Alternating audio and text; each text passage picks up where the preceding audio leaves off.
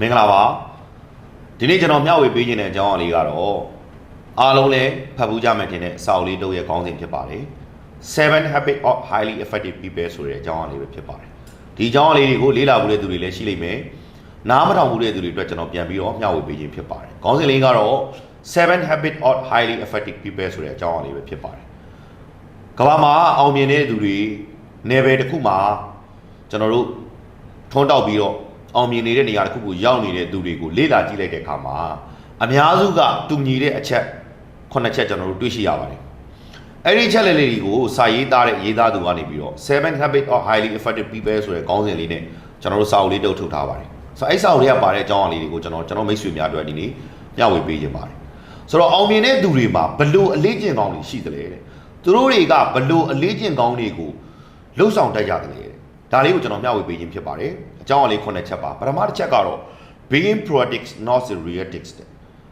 တခုကိစ္စတစ်ခုကိုလုပ်တော့မယ်ဆိုရင်တဲ့ကြိုတင်ပြင်ဆင်တတ်တဲ့အလေးကျင့်ကောင်းတွေရှိဖို့လိုပါတယ်တဲ့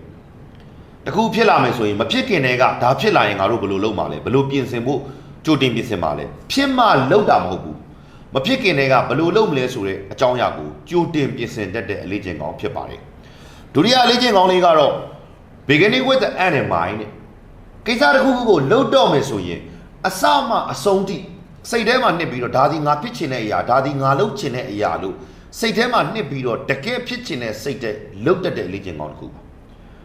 မြန်မာလိုပြောမယ်ဆိုရင်တော့သူများလုပ်တာကိုတွေ့လို့လိုက်လုပ်တာမဟုတ်ဘူးကောက်ရိုးမီးလို့ခဏလေးလုပ်ပြီးတော့ဆက်မလုပ်တာမဟုတ်ဘူးဒါဒီငါတကယ်ဖြစ်ချင်တဲ့အရာဒါကိုငါအောင်မြင်အောင်လုပ်မယ်နော်ဖြစ်အောင်လုပ်မယ်ဆိုတဲ့စိတ်နဲ့သဘောထားဖြစ်ပါတယ် beginning with the end in mind မှာဒုတိယတစ်ခုကတော့ put first things first ပါကျွန်တော်တို့ရဲ့ life ကျွန်တော်တို့ရဲ့ဘဝမှာအရေးကြီးတာတွေကောအရေးမကြီးတာတွေကောနည်းနည်းလေးအရေးကြီးတာတွေကောများများလေးအရေးကြီးတာတွေကောမျိုးစုံကျွန်တော်တို့ကိစ္စတွေကြုံတွေ့ခဲ့ရမှာတပြိုင်နက်တည်းမှာကျွန်တော်တို့ကြုံတွေ့လာတဲ့အခြေအနေလေးရှိတယ်ကျွန်တော်တို့ life မှာဘယ်ဟာကကျွန်တော်တို့အတွက်အရေးကြီးတဲ့အရာတွေဖြစ်တယ်လဲ major rings and minor rings ပေါ့နော်ဘယ်ဟာကကျွန်တော်တို့အတွက် major ဖြစ်တယ်လဲပေါ့တခါလေကြာရင်ကျွန်တော်တို့ရဲ့ဘဝမှာအရေးမကြီးတာတွေကိုလုပ်နေရင်းနဲ့ပဲအရေးကြီးတာတွေကိုကျွန်တော်တို့မလုပ်ဖြစ်ဘူးအချိန်ကုန်သွားတဲ့လေ့ကျင့်တွေရှိတယ်ဒါကြောင့်မလို့အောင်မြင်တဲ့သူတွေမှာဘယ်လိုလေ့ကျင့်ကောင်းတွေရှိတယ်လဲလို့ပြောရင်ဘယ်ဟာကကျွန်တော်တို့လုပ်တင်တယ်ဘယ်ဟာကတော့အရေးကြီးတယ်အဲ့ဒီຢာကိုပြီးအောင်လုပ်မယ်ဆိုတဲ့အလေ့ကျင့်ကောင်းတွေရှိပါတယ်ဒါကတတိယမြောက်အလေ့ကျင့်ကောင်းဖြစ်ပါတယ်နောက်တစ်ခုကတော့ think win win ပါအောင်မြင်တဲ့သူတွေကိစ္စတစ်ခုခုကိုစဉ်းစားတော့မယ်ဆိုရင်ကိုယ့်အတွက်ပဲကိုယ်စဉ်းစားတာမဟုတ်ဘူးတဲ့ကျွန်တော်တို့နဲ့တွဲဖက်လုပ်မဲ့လူတွေတခြားသူတွေဝင်းဝင်းဖြစ်ကြမယ်ကျွန်တော်တို့လည်းဝင်းဖြစ်ကြမယ်သူတို့တွေလည်းဝင်းဖြစ်ကြမယ်အဲ့ဒီလိုအတွေးခေါ်အလေ့ကျင့်ကောင်းတွေနဲ့အလုပ်တစ်ခုကိုလုတ်ကင်ဆောင်ရတဲ့ခါမှာပြင်ဆင်လုတ်ကင်တဲ့အလေ့ကျင့်ရှိပါတယ်တင့်ဝင်ဝင်ပါနောက်ထပ်အလေ့ကျင့်ကောင်းတစ်ခုကတော့တဲ့ fair to understand than to be understood ကျွန်တော်တို့က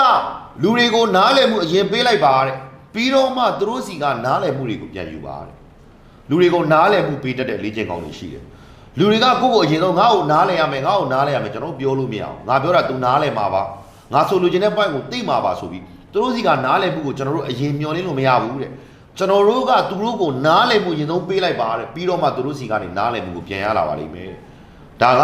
ကောင်းမွန်တဲ့လေ့ကျင့်ကောင်းတစ်ခုဖြစ်ပါတယ်နောက်တစ်ခုကျွန်တော်တို့ကြည့်ရအောင် synergies တဲ့ပေါင်းစပ်မှု theory ပါ 1 + 1 equal to greater than 2 ပါတင်းနဲ့ပေါင်းခြင်းကနှစ်ထပ်ပို့ပြီးတော့များတယ်နှစ်မဟုတ်ဘူးတဲ့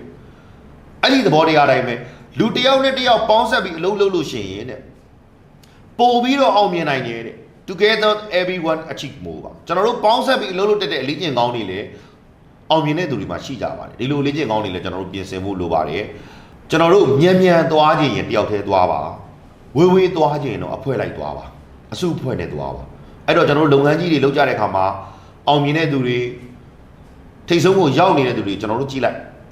တယောက်တည်းကျွန်တော်တို့အလုံးမလုပ်ဘူးပေါင်းဆက်ပြီးအလုပ်လုပ်တဲ့လေ့ကျင့်ကောင်းတွေကျွန်တော်တို့ရှိပါတယ်နောက်ဆုံးတစ်ချက်ကတော့ shape and the source လွှာကိုသွေးပါတဲ့လွှာကိုသွေးပါဆိုတဲ့သဘောတရားကဘာလဲလို့ပြောရင်တဲ့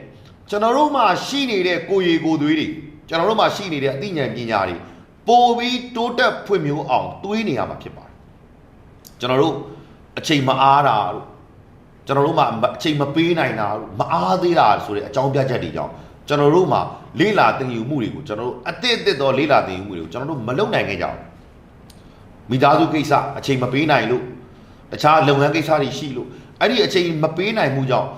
နီးပညာပြောင်းလဲလာတယ်ကဘာကြီးကပြောင်းလဲလာတယ်အတစ်တစ်သောနီးပညာတွေစိန်ခေါ်မှုတွေကျွန်တော်တို့မသိသေးတဲ့အရာတွေဒါတွေကိုကျွန်တော်တို့ learning လုပ်ဖို့လိုတယ်ကျွန်တော်တို့မှာရှိနေတဲ့ကိုယ်ရည်ကိုယ်သွေးတွေကိုကျွန်တော်တို့သွေးနေဖို့လိုတယ်လူတစ်ယောက်ရဲ့အောင်မြင်တိုးတက်မှုဘယ်အချိန်မှာတိုးတက်မှုကရက်ဆိုင်သွားတယ်လို့ပြောရင်တင်ယူလေးလာမှုကိုရက်တန့်လိုက်တဲ့အချိန်မှာ